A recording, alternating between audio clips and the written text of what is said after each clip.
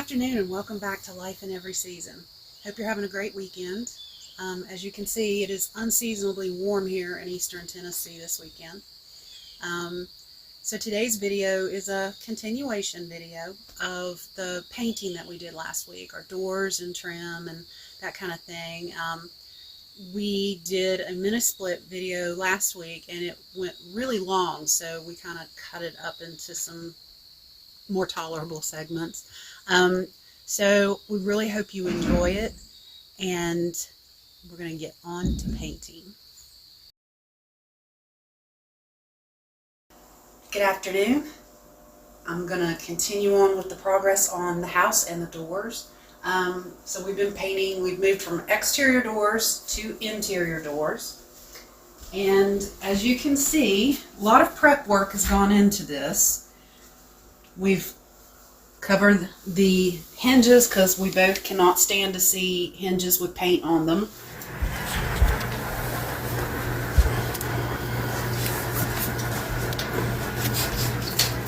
Terrible.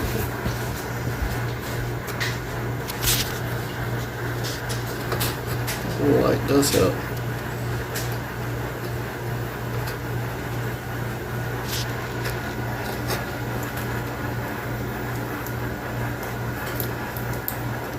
And Bruce removed the doorknob so that way I can paint around it.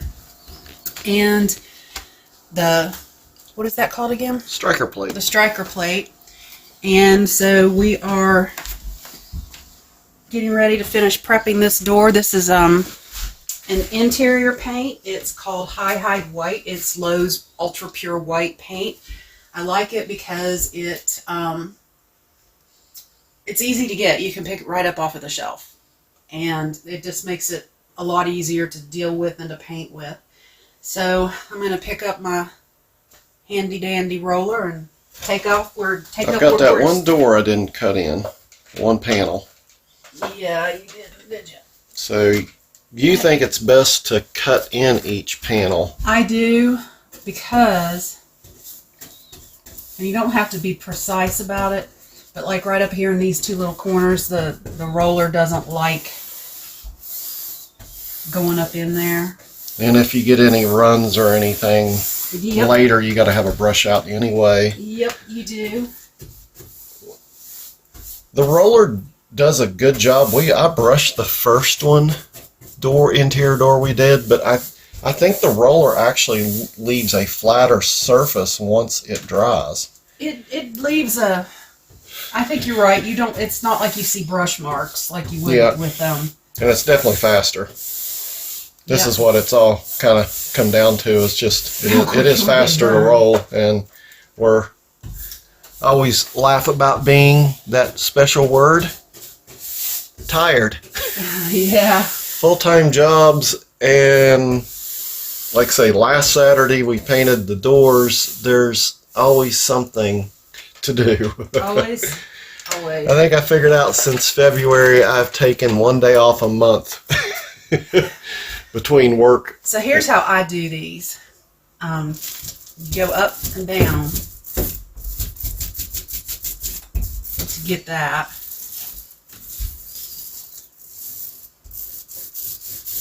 And then to get the side, you do the same thing. But there's always that possibility. I like to go ahead and just prime the door or the corners and cut it in, so that way I don't have to worry about if something just didn't get covered well. But yeah, I just kind of, I'm sure everybody has their own way of how they like to do it, but I like to do it this way just because I can feel like it's getting cut in well and it's covered. And that's really it. Just repeat, look for runs, and stop when you get tired. Yeah. Well, I can stop right now then, right? Exactly. So, okay. We're still painting. Notice the first four letters of painting is paint. Kelly did this door. I took the door hardware off, and then Kelly taped the hinges so they'd be nice and bright. We thought about taking the door down, but decided not to. It was just easier to paint inside. I'm going to show you putting the hardware back on. The doors had time to dry. So let's put the clothes rack back up, and I'm going to secure it this time with, I'm going to put a little caulk on the back of it just to get it a little more stick, hopefully.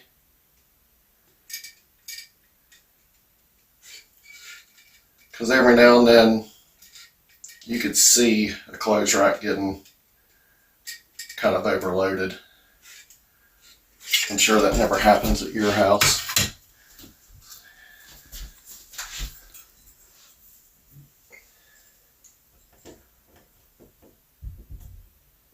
Alright, so this was on the door before, so I've already got holes started.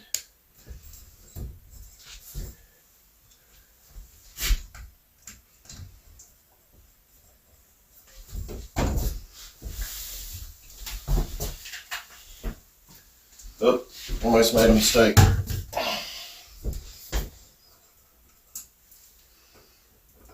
These little plastic caps, which I so nicely just dropped and the screw. So this is what I was trying to do one-handed. There's a little plastic cover that will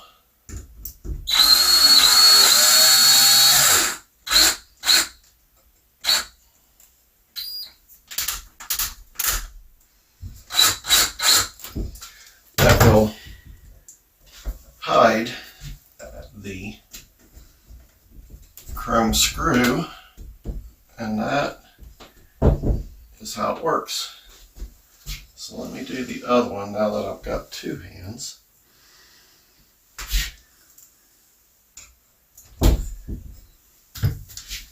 Do the same thing.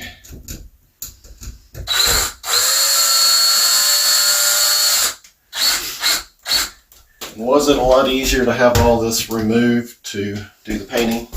Yes, definitely. Definitely. Trying to go around items like this are difficult. All right, let's grab the striker plate.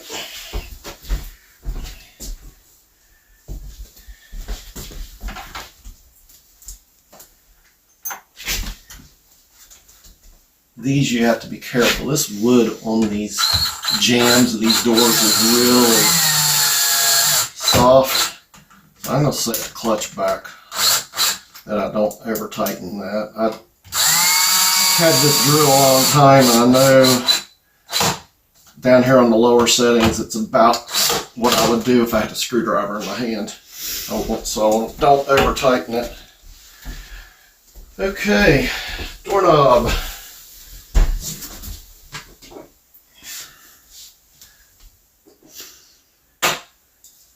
This goes on the outside. First we got to put in striker. The curved part always goes toward the door closing so you don't get it backwards.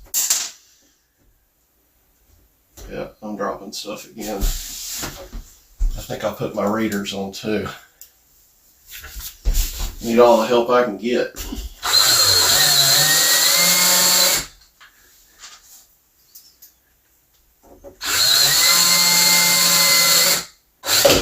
All right, go back and tighten the top one because I left it just a little loose.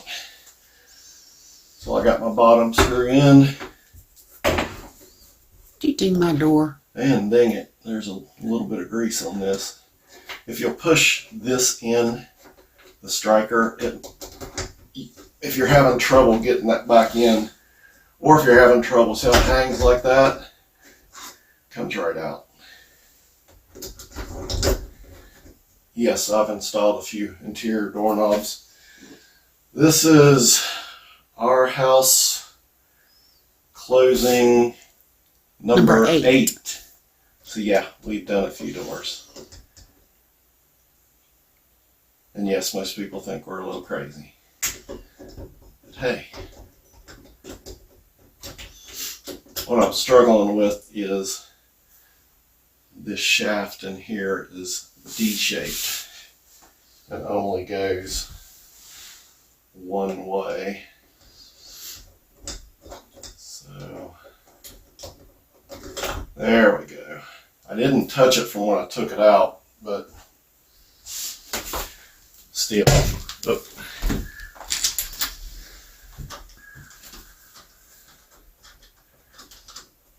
I'm going to get these started by hand and then use the drill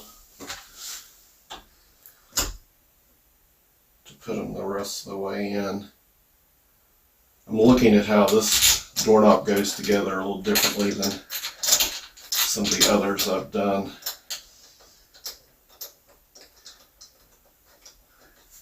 All right.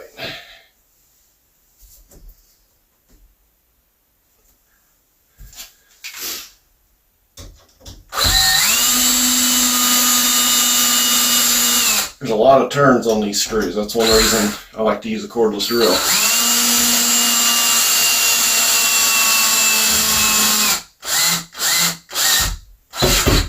All right, that one's tight. That one's tight.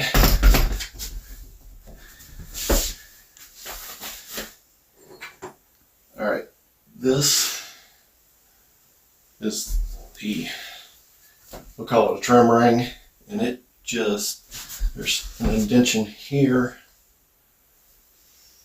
and on the other side, and they've got a little spot. So we're gonna put that on that side, and that's it. It's now in there tight. All right, I'm back. I need this Allen key to finish the job. So this handle goes on last. I've hooked it up. There is a set screw to hold this in place. The levers are nice. We like them, but this is a part's a little different than a round doorknob. And our exterior doors are the same way. So there, that's on. It's the next week. We didn't finish all the doors last week, so while Kelly's running errands, I'm going to finish up the back of the door and the jamb this week. I think it's important that you don't get in too big of a hurry to finish all your projects. We were both really tired last week. We decided to just take a break, and one way to do that to make it easy when you're painting, if you didn't know it, your grocery store bags, the plastic ones. You can wrap your roller up in it good, set it in the refrigerator. It's good for a week or two like that. You don't have to keep rinsing out your brushes or putting the rollers on. So this is a great way to stop, pick it back up, and go again. So let me get started.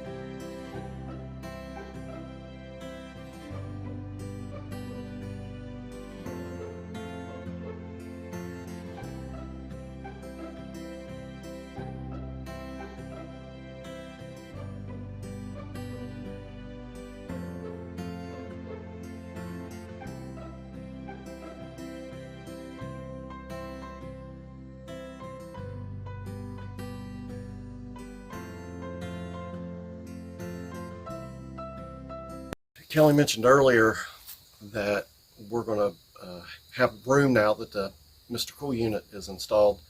Our mudroom, we can get our second chrome organizing shelf back there. So I need to put a few pieces of trim up. Thought I would show you that. And I would have done this with my miter saw, but in my shed there is so much stuff in there. I can see it, but I can't reach it very well. So I'll just use a circular saw because all I need to do is 2 cuts.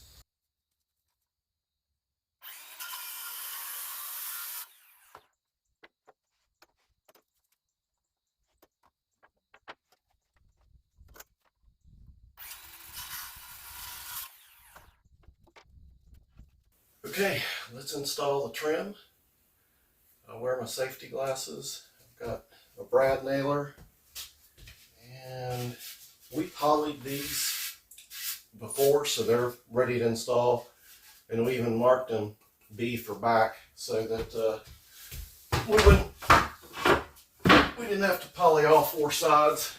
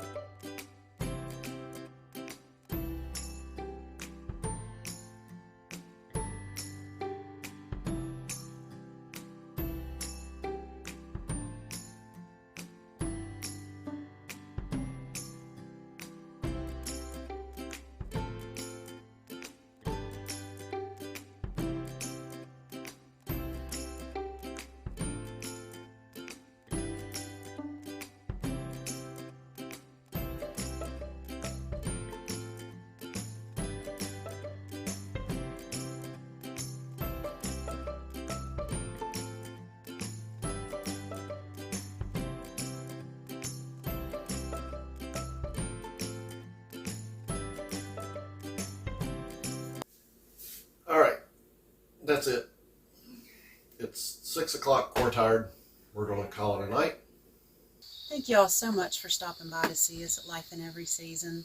We really appreciate it. Hope you enjoyed the video. Hope this material is helpful to you, and if it is, please give us a like and subscribe to our channel. Hope you have a great rest of your weekend, and hopefully you guys won't have to paint as much as we have in the last bit.